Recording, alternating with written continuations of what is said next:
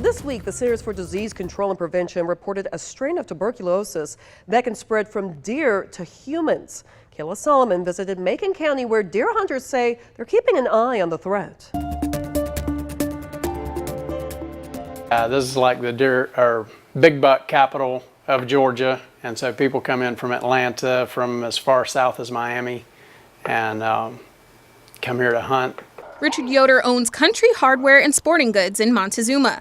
He says most of the hunters do their dressing the traditional way. Most people will do it without gloves. The safest would be with gloves. We do have some locals that use gloves. Yoder's store does sell dressing gloves, but he says they're normally an afterthought. That would be the safer way, but not everyone's about being safe. But Yoder and other deer hunters may have to be more careful after a report from the CDC says there's a strain of tuberculosis that can be passed from deer to humans. There's been one reported case in Michigan so far. Michael Hawkinson with the North Central Health District says there are no reported cases of this strain of tuberculosis here in Georgia, but it is something they'll be keeping an eye on.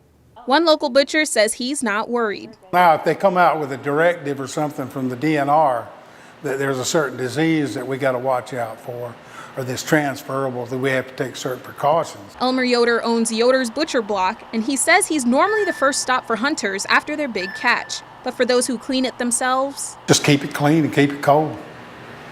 Get it iced down as soon as possible.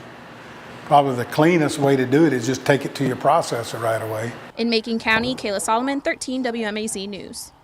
And the CDC suggests wearing extra protective gear when field dressing deer. Some symptoms of TB include coughing, chest pain, and weight loss.